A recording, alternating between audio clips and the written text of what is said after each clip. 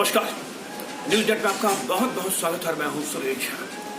अयोध्या में राम मंदिर मामले को लेकर जिस तरीके से सरकार ने सरगर्मी तेज की थी कि अयोध्या का राम मंदिर जल्द से जल्द बना दिया जाएगा, लेकिन अब वो विवादों में आ गया। और विवादों में आने की सबसे बड़ी वजह है कि वहां पर जमीन घोटाला सामने आया है। और जमीन घोटाले का जो आरोप लगाया है वो लगाया आप पार्टी के राज्यसभा सांसद संजय सिंह ने। अब बीजेपी को जवाब देते भारी पड़ रहा है कि आखिर जवाब दे तो दे क्या।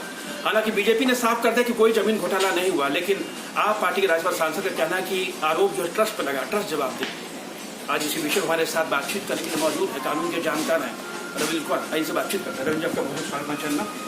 रविंद्र जी, आपको याद होगा अयोध्या का राम मंदिर को लेकर जिस इशू खड़ा हुआ था कि राम मंदिर जल्द कब बनेगा, क्या बनेगा, तमाम तरह की औपचारिकताएं पूरी होने के बाद अब लग रहा था राम मंदिर बनकर तैयार होगा, लेकिन नया घोटाला निकल के सामने आया जिसमें आरोप लग रहा है कि जमीन घोटाला किया गया। क्या कहेंगे इसको लेकर? एक बड़ी विचित्र बात है कि जो राम मंदिर है ये अपने आप में घोटाले का एक तरह से गंगोत्री है। जैसे गंगोत्री से गंगा निकलती है और वो फैलते फैलते कलकत्ता तक, हुबली तक पहुंच जाती है, ऐसे ही राम मंदिर की जो पूरी कंसेप्ट है यही एक घोटाले पे निर्धारित है।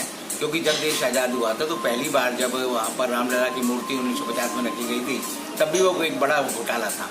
क्योंकि ये कर दिया था कि 3 मूर्ति लाकर जो है वहाँ के जो डीएम थे उनके मिली भगत से जो है 3 मूर्ति वहाँ रख दी गई और कहा कि प्रकट भय दीन दयाला, अर्थात भगवान राम जो है प्रकट हो गए साक्षात। उसके बाद हम देखते हैं कि सुप्रीम कोर्ट में ये जब आंदोलन से पहले की स्थिति थी तब हम देखते हैं कि दिल्ली में और पूरे देश में राम जन्मभूमि के नाम पर इन्होंने 1 रुपया और 1 ईंट लोगों से मांगा था।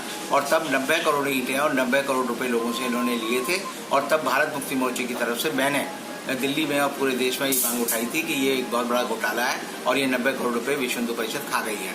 तब उस समय बैकुंठलाल शर्मा प्रेम जो कि बीजेपी के दिल्ली के सांसद थे और विश्व हिंदू परिषद के दिल्ली के अध्यक्ष थे, उन्होंने मुझे 100 करोड़ रुपए का एक मानहानि का नोटिस दिया था, जिसका मैंने जवाब दिया था। और विश्व बंधु गुप्ता एक इनकम टैक्स कमिश्नर होते थे, उन्होंने मेरी बात को सही माना था और उसके बाद जो है ये जो नोटिस मानहानि का मुझे विश्व हिंदू परिषद ने दिया था उन्हें वापस लेना पड़ा था।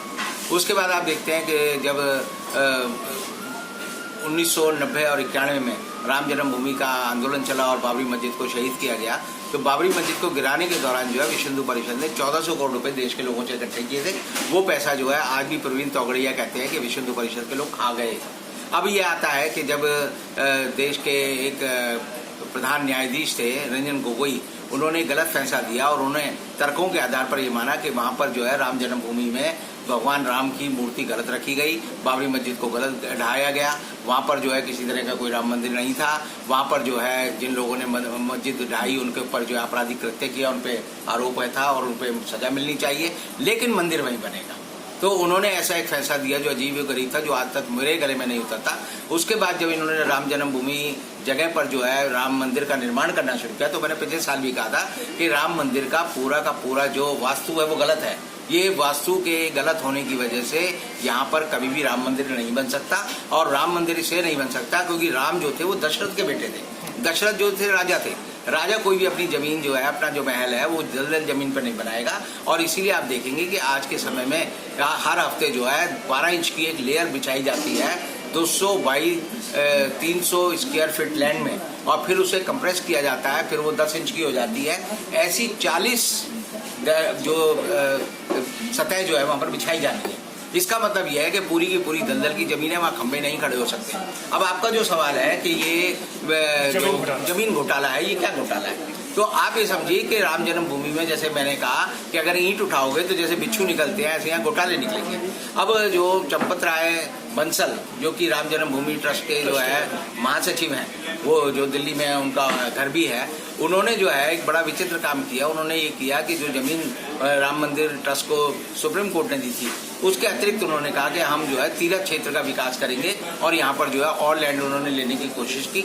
और लैंड लेने के लिए उन्होंने क्या किया कि पहले जो लैंड थी वो 2 लोगों ने ली और 2 लोगों ने लेकर वही लैंड जो है उसके गवाह भी वही हैं, उनके जो है बाकी सब भी वही है, जगह भी वही है। 5 मिनट बाद जो है उसकी दूसरी रजिस्ट्री हो जाती है जो 18.5 करोड़ की है। अब ये सवाल आता है कि एक लैंड की कीमत जो है 5 मिनट में कैसे जो है 2 करोड़ से 18.5 करोड़ हो गई। और ये है कि राम जन्मभूमि मंदिर ट्रस्ट के खाते से जो पैसे गए हैं वो 18.5 करोड़ गए हैं। तो 16.5 करोड़ का जो पैसा है ये किन लोगों ने बांटा? तो दिलीप पांडे जो कि पुराने समाजवादी पार्टी के मंत्री थे, उन्होंने ये सबसे पहले पवन पांडे ने सबसे पहले डॉक्यूमेंट जारी किए और उनके बहुत साथ ही जो है भारतीय जनता पार्टी के ऊपर जो है आप पार्टी के संजय सिंह है, उन्होंने आरोप लगाया है और वही दस्तावेज उन्होंने जारी किए। अब ये दस्तावेज जो है पब्लिक डोमेन में है। तो अब ऐसी हालत में यह है कि राम जन्मभूमि के नाम पर जितने भी पैसे इन्होंने जनता से लिए हैं, क्योंकि भारत सरकार और भारत के राष्ट्रपति ने इसमें पहला चंदा दिया है। भारत के राष्ट्रपति ने 5 लाख रुपए, आपको याद होगा, 15 फरवरी 2021 को दिए और उसके बाद जो है 12 करोड़ लोगों ने, हिंदुओं ने पैसा दिया। तो सार्वजनिक ट्रस्ट का पैसा अगर उसमें दुरुपयोग होता है तो उसमें प्रिवेंशन ऑफ करप्शन एक्ट लगता है, prevention of money laundering act लगता है और ये दोनों एक्ट जो है स्वतः लगने चाहिए, क्योंकि सार्वजनिक ट्रस्ट जिसमें भारत सरकार ने अपना पैसा दिया है उसमें अगर किसी तरह का घोटाला होता है। पूरे मामले सर ट्रस्ट की भूमिका बड़ी संदेहजनक लग रही है और खासकर जो बीजेपी है, बीजेपी भी अब बचाव पक्ष की मुद्रिका में सामने आ चुकी है। तो क्या कहेंगे ट्रस्ट के लिए अब इस मामले को लेकर बड़ा ही अपोह की स्थिति होगी? राम जन्मभूमि का जो घोटाला है, आप ये समझिए, ये इनका वाटरलू सिद्ध होगा। उत्तर प्रदेश के चुनाव जो 2022 में हो रहा है, भारतीय जनता पार्टी राम जन्मभूमि के नाम पर ही हारेगी, क्योंकि भगवान राम को ही धोखा ले लेते हैं। तो मुझे एक फिल्म का गाना याद आता है, आपको भी याद आएगा कि कसमें वादे प्यार वफा सब वादे हैं, वादों का क्या देते हैं। इंसान का मुद्दा बन सकता है जो जमीन घोटाला हुआ है। बिल्कुल, ये सारे घोटाले हैं। आप एक घोटाला मत सोचिए, राम जन्मभूमि का जो चंदा इकट्ठा किया गया है इसमें ही घोटाला है। इसके जो है पर्ची उन्होंने जो बांटी है, सारी ट्रस्ट ने भी कह दिया है कि कोई घोटाला नहीं है, बीजेपी भी कह रही कोई घोटाला नहीं, मुख्यमंत्री जो योगी आदित्यनाथ उन्होंने बयान दिया कोई घोटाला नहीं है। तो घोटाला नहीं है तो फिर कहाँ से बिगर चिंगारी की आग लगी हुई है? देखिए, नीरव मोदी कहता है मैंने कोई घोटाला नहीं किया, मेहुल चौकसी कहते हैं मैंने कोई घोटाला नहीं किया, विजय माल्या कहते हैं मैंने कोई घोटाला नहीं किया, दाऊद इब्राहिम कहता है मैंने कोई घोटाला नहीं किया। तो जो घोटालेबाज आदमी है वो थोड़ी कहेगा कि मैंने घोटाला किया। अगर वो प्लीड गिल्टी करेगा, कहेगा मैंने घोटाला किया है, तब तो उसे जांच से पहले उसे सजा हो जाएगी। तो हमेशा जो है अच्छे लोग जो होते हैं, जो दिमागदार लोग होते हैं, वो चोरी भी करते हैं, सीना चोरी भी करते हैं और वो ये बताते हैं कि चोरी करने के बाद अगर वो पकड़े गए तब भी वो आखिर तक मानेंगे नहीं, कि जब तक सिद्ध ना हो जाए तब तक हम नहीं मानेंगे हमने चोरी नहीं। चलिए सर, आपका बहुत बहुत धन्यवाद। ये थे कानून के जानकार अमित कुमार जो हमारे साथ बातचीत करते हैं। बीजेपी के लिए खासकर राम मंदिर का मुद्दा है, जहाँ के लिए संजीवनी था, लेकिन अब वही मुद्दा इनके गले की फांस बन चुका है। बीजेपी को जवाब देते नहीं बन पा रहा और साथ ही राम ट्रस्ट को भी जवाब देते नहीं बन पा रहा कि जिस तरीके से मुद्दा उठा है जमीन घोटाले का, अब बीजेपी कहीं ना कहीं इनके लिए ये जमीन घोटाला उनके गले की फांस बनता दिख रहा है। क्या सर, हमके साथ सुरेश झा, न्यूज़ नेटवर्क, दिल्ली।